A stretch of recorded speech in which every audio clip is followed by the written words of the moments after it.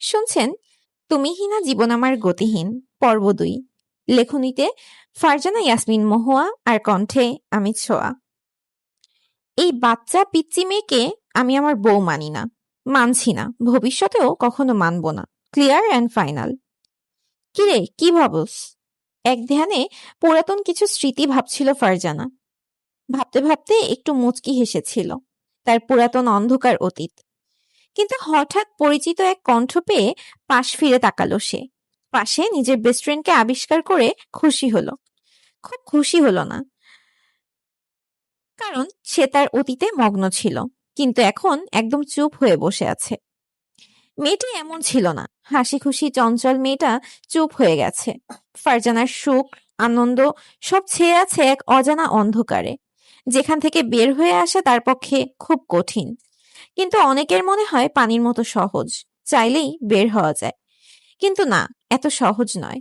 ফরিদ তালুকদার আর মার্জিয়া তালুকদারের হাসি খুশি মাখা একমাত্র মেয়ে ফারজানা ইয়াসমিন মহুয়া, তালুকদার বংশের বর্তমান বড় সন্তান। তালুকদার পরিবার ছিল হাসি খুশি সুখ শান্তিতে পরিপূর্ণ পরিবার, কিন্তু ৫ বছর আগে ফারজানার সেই অনাকাঙ্ক্ষিত বিয়ে সব ধ্বংস করে দিয়েছে। যা ভাবলে ফারজানার এখন শুধু হাসি পায়। কিরে বলছিস না তো, কি ভাবছিস? হৃদি তার প্রশ্নে একগাল মিথ্যে হাসি মুখে নিয়ে বলল, কিছু না। ফারু, আমাকে মিথ্যা বলিস না, তোকে আমি খুব ভালো করে চিনি। আবার তুই যে অনাকাঙ্ক্ষিত অতীত নিয়ে ভাবছিস, তাই তো? বুঝতে যখন পেরেছিস তখন প্রশ্ন করার মানে কি রে হৃদি? হৃদিতা এই নিয়ে বড্ড বিরক্ত। এই মেয়ে এত ঘাটতেরা কেন সে বুঝতেই পায় না। এইবার হৃদিতা একটু রেগে বলল, তোর ওই অতীত নিয়ে পড়ে থাকলে তোর লাইফ চলবে না। ভুলে যা না, খোদাই এক বাঁধনে আটকে নিজের জীবন তো নষ্ট করেছিস, সাথে তোর বাবা মারও। বিয়ের বাঁধন বুঝিস? আমি কোনো সাধারণ বাঁধনে আটকে নেই, বিয়ের পবিত্র বাঁধনে আটকে আছি। এখান থেকে বের হওয়ার উপায় কি বল? তোর মতো মেয়ে আমি কোনোদিন দেখি নাই। সেই তোর ৯ বছর বয়সে তোকে কি না কি বলেছে তাই ধরে তুই বসে আছিস। আমার বয়স তখন ৯ থাকলেও ওনার বয়স কিন্তু ১৯ ছিল।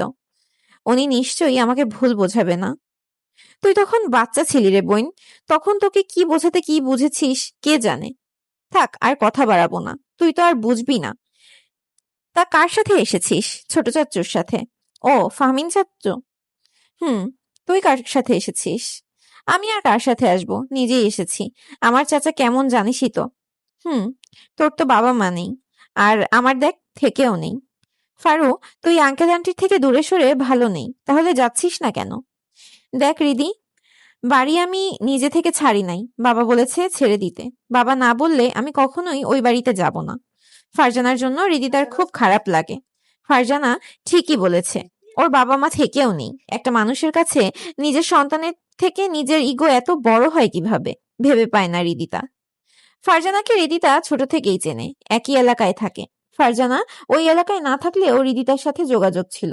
অবশেষে তারা একসাথে ভার্সিটিতে ভর্তির সুযোগ পেয়েছে। হৃদি জানিস, একটা কেলো করে ফেলেছি। কি করেছিস?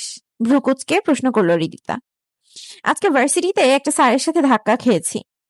কি, তুই স্যারের সাথে ধাক্কা খেয়েছিস? আচ্ছা কাহিনী তো। হাসতে হাসতে গড়াগড়ি খাচ্ছে হৃদিতা।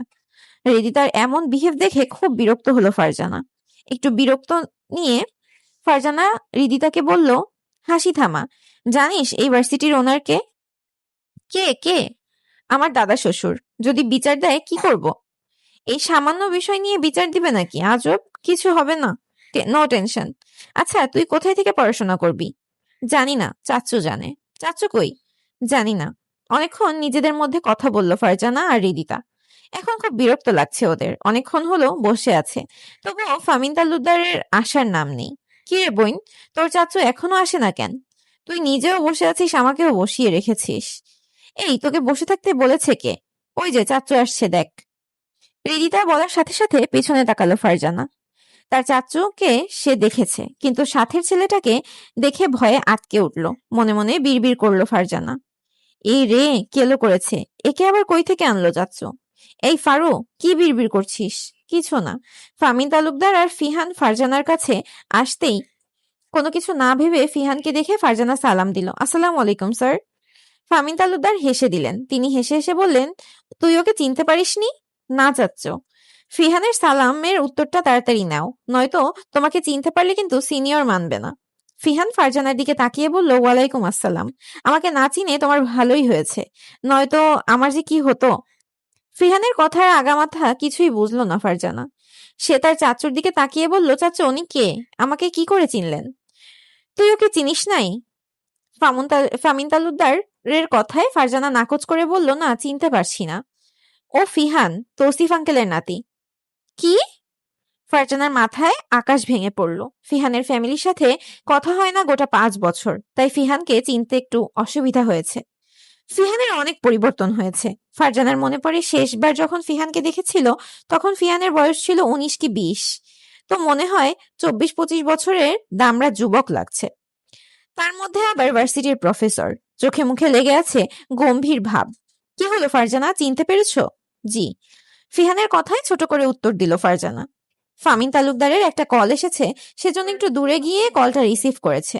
ফিহান ব্রুক খুঁজকে হৃদিতাকে দেখছে। তারপর হৃদিতাকে উদ্দেশ্য করে বলল, ফারজানা ওকে? ও হচ্ছে আমার বেস্ট ফ্রেন্ড হৃদিতা। চিনতে পেরেছো? ও, এই যে লিটল হানি। হৃদিতা একটু লজ্জা পেল লিটল হানি বলায়। ফিহান হৃদিতাকেও চেনে, ছোট থেকেই ফিহান হৃদিতাকে লিটল হানি বলতো।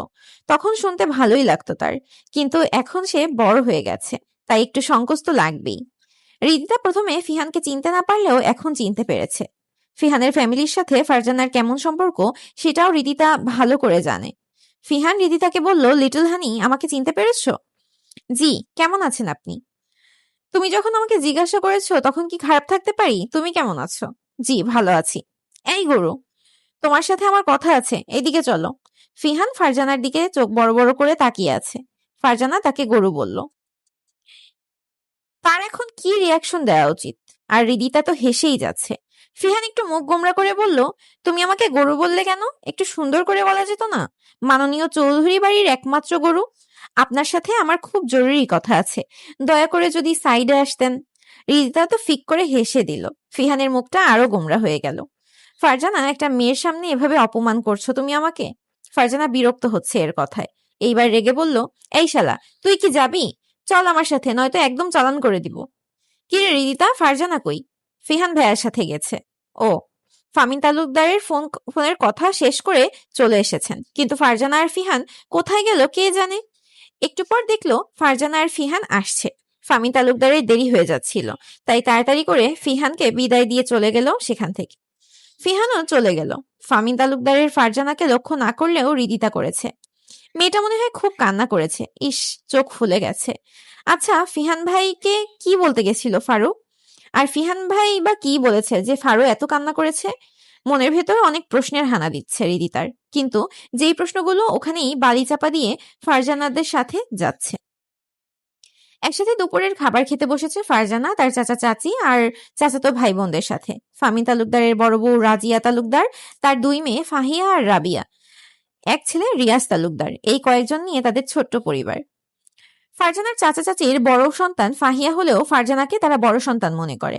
ফামিন তালুকদারের কাজের সূত্রে পুরো পরিবার নিয়ে নারায়ণগঞ্জ থাকে।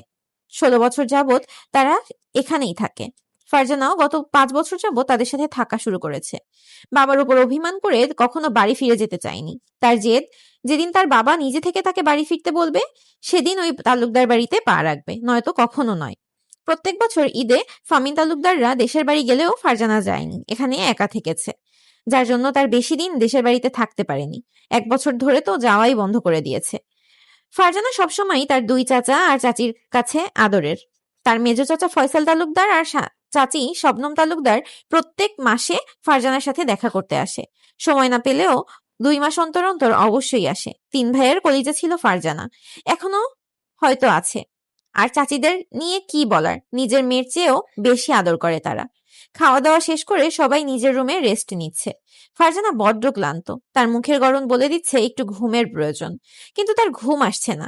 অনেক চেষ্টা করে চোখ বুজলে ঘুমের রেশ ধরে, তলিয়ে যায় সে ঘুমের রাজ্যে ঘুমের পরি হয়ে। ফারজানার বলা কথাগুলো এখনো ফিহানের কানে বাজছে, কিন্তু কি করার, তার হাতে কিছুই নেই। সে চাইলেও ফারজানার জন্য কিছু করতে পারবে না। টেনশন সে আর নিতে পারছে না। হঠাৎই রুমের ভেতর লিজা প্রবেশ করলো। লিজা ফিহানের ফুফাতো বোন। লিজার মা বাবা মানেই ফিহানের ফুফা ফুপি মারা যাওয়ার পর থেকে লিজা এই বাড়িতেই থাকে। দুই মামার কলিজা সে, তাই কেউ তাকে কিছু বলতে পারে না। কি হয়েছে তোমার? তুমি কি সিক? লিজার ন্যাকামো খুব বিরক্ত লাগে ফিহানের, কিন্তু কি করার, লিজাকে যদি ফিহান কিছু বলে তাহলে আজকের জন্য এই বাড়ি থেকে আউট করে দেবে তার বাবা। তাই মুখ বুজে মেয়েটা ন্যাকামো সহ্য করছে ফিহান, কিন্তু সহ্য করবে আর কতক্ষণ? লিজা যখন ফিহানের মাথায় হাত দিল তখন ফিহান চরম বিরক্ত হলো। এই, তোকে কতবার না বলেছি আমাকে টাচ করবি না? কথা কি কানে ঢোকে না, নাকি ঢোকাতে চাস না?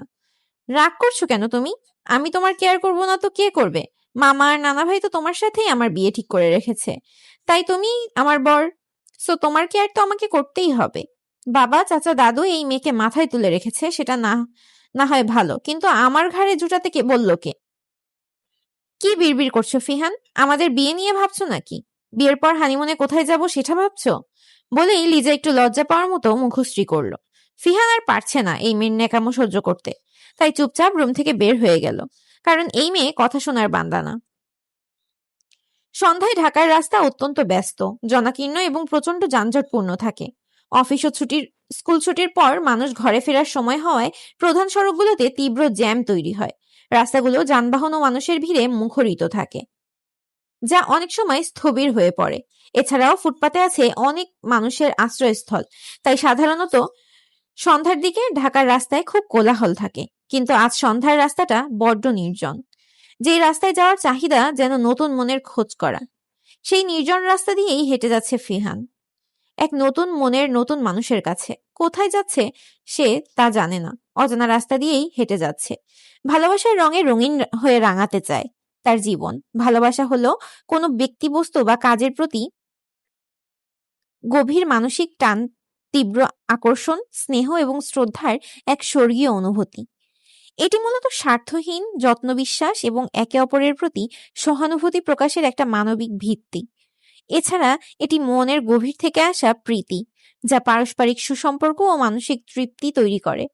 কিন্তু অনেকের মনে হয় ভালোবাসা 4 অক্ষরের একটা শব্দ ছাড়া কিছুই না। কিরে ফিহান, তুই এই রোডে কি করিস? পরিচিত একটা কণ্ঠস্বর পেল ফিহান। ঘুরে দেখার প্রয়োজন হলো না তার, কারণ এইটা তার সবচেয়ে কাছের বন্ধু। এমনিই হাঁটতে হাঁটতে আসলাম। আমাকে তোর বাচ্চা মনে হয় যে যা বুঝাবি তাই সুন্দর করে বুঝে নেব? তুই এমন নোস, তোকে আমার থেকে ভালো কেউ চেনে না। কি হয়েছে বল? কিছু না। তুই এখানে কি করছিস রাজ? ওই কিছু দূরে একটা শোরুম আছে, ওইখানে খুব ভালো মানের সুন্দর সুন্দর জামা কাপড় পাওয়া যায়, সেজন্য যাব। তুইও চল আমার সাথে। আচ্ছা চল, মাইন্ডটা একটু ফ্রেশ করে আসি। রাজার ফিহান হাঁটা ধরল শোরুমটার দিকে। আজকের পর্ব কেমন হয়েছে সবাই কমেন্ট করে বলে যাবেন, এবং আরো গল্পে এবং অনেক টুইস্ট আছে, তাই মিস করবেন না যেন। সাথেই থাকুন ভয়েস বাই ছোঁয়ার। ধন্যবাদ।